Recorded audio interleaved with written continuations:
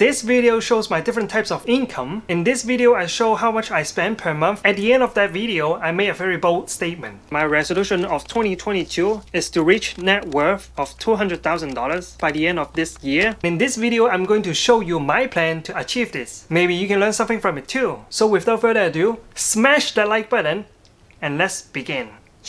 What is up friends, it's Osman Fong here. Last year I made a video talks about how I made my first $100,000. This is the first milestone that most people want to achieve. If you haven't seen that video, no worries, here's a quick rundown. I made my first $100,000 in 3 years, starting from zero net worth, right after paying off my first used car. I refused to live in an apartment. Instead, I rented a room in a share house for half of the apartment rental cost. In my first 3 years of working, I got an opportunity to become a salesperson from a customer support position. I was able to keep my previous salary while earning sales commissions. Even though I have more money coming in every month, I didn't inflate my lifestyle by buying nicer clothing, newer technology, or a better living area. Instead, I put the extra money into the stock market, low-cost index fund every month, and did absolutely nothing to it. And 3 years later, I made my first $100,000. That video I made was back in July last year. In between now and then, I explore my options for side hustles while working my full-time job, and the results from this video is quite impressive. If you want to check out what I did and how much I earned, make sure to check it out, link in the description. Fast forward to last month, I was doing my tax return. I realized the money I earned after the expenses from doing that active side hustle is no different than doing a minimum paying job, so I stopped doing that side hustle. So my income streams is different now, and we definitely need an update. My current net worth is $130,000. It is quite impressive to me for how much I have saved, considering that I have to pay some unexpected expenses. But let's put the past behind and talk about my expected income for the rest of the year, and see if we can reach the $200,000 mark. So here are my total streams of income. First, I have a full-time job as a salesperson. I'm not expecting to earn anything more than last year, so I took the average monthly earning from my last year tax return. My take-home monthly income from my job is $3,700.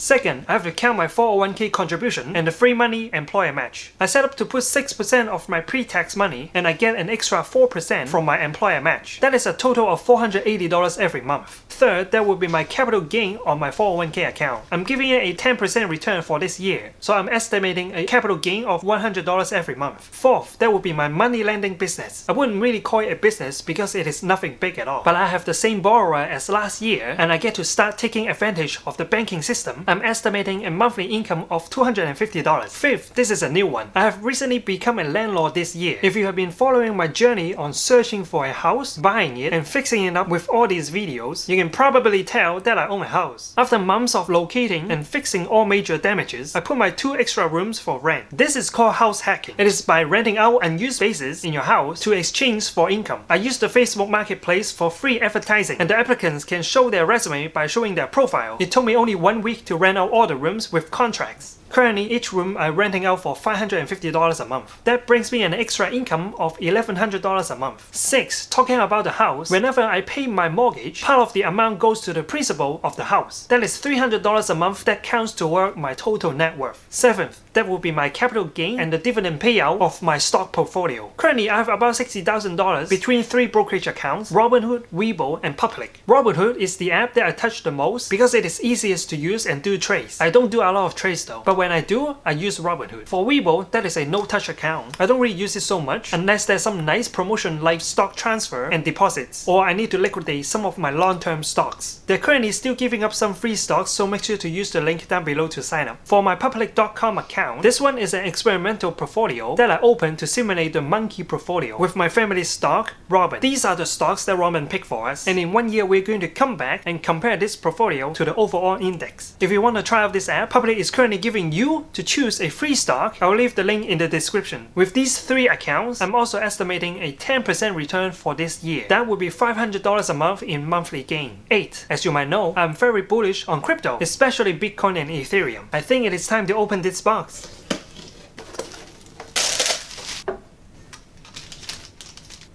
I'll be right back.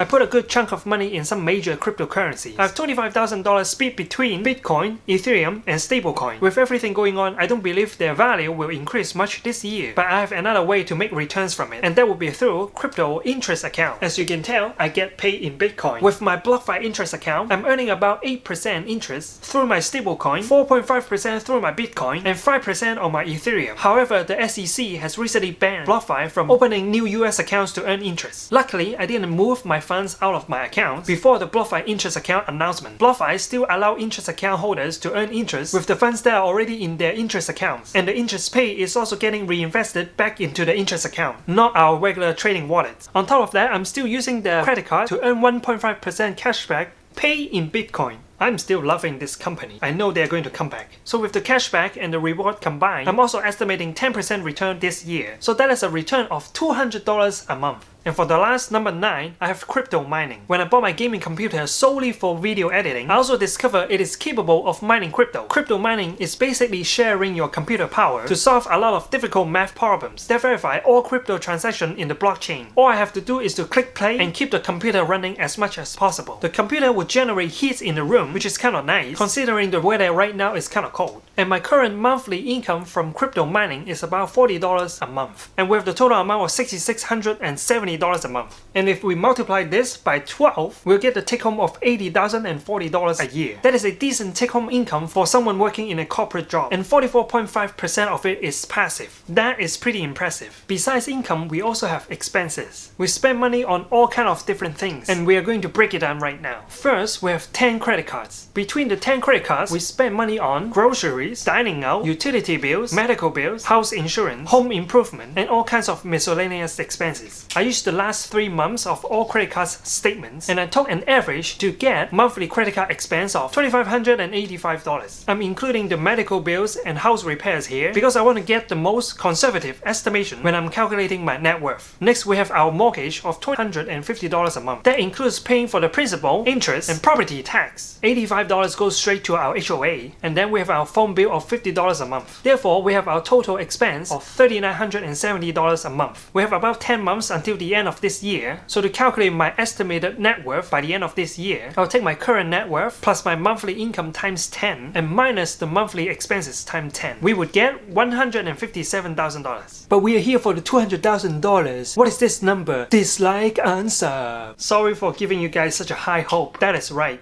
I will not be able to get to $200,000 by the end of this year unless I can make something up. This number here is the baseline that I should be able to reach by the end of this year. That means if somehow I end up with a bigger number, I would consider myself as a winner. And here's my plan. I have 4 things I'm going to do for the rest of the year. Number 1, save as much as possible. According to the website elitepersonalfinance.com, the average male spends about $40,350 per year to finance his lifestyle, and my yearly expense with the number mentioned before is $47,640. Seeing this number here, I'm sure I can be saving a lot more by spending less. I'll be careful when choosing what food to buy. Also, I will set a budget for dining out weekly. And if I stay healthy, I won't be spending much on medical expenses. That should help us to save more money. Second, investing in yourself. I'm currently learning about construction, specializing in remodeling. I have an attic space here that I want to turn into an office, and I'm very excited to finish this project and see what I can do with this experience. Third, understanding the local rental market. As I have started to rent out my extra rooms, I have a very good feeling if I do it right, I can continue doing it for future properties. Understanding the local real estate market is a crucial part to finding the right properties. My plan is to see open houses at least once a month, understanding about the locations, calculating the possible cash flow and remodeling costs. This kind of information can only be learned by experience, and we don't want to rush into buying something that is not a good deal. When the time is right, maybe next year or 2, we can jump straight to giving offers without too much uncertainties. 4. Getting another job. With the OK experience as a driver from last year, I want to do something else. Currently, my full-time job is 9 to 6 for the weekdays, but I do nothing on the weekends. I just feel like time and money is wasted. My approach is to look for some companies that requires my specialized skills. I might be their contractor or employee for the weekend. That way, I can utilize my free time to make more connections and most importantly, more income. Do you want to make more income?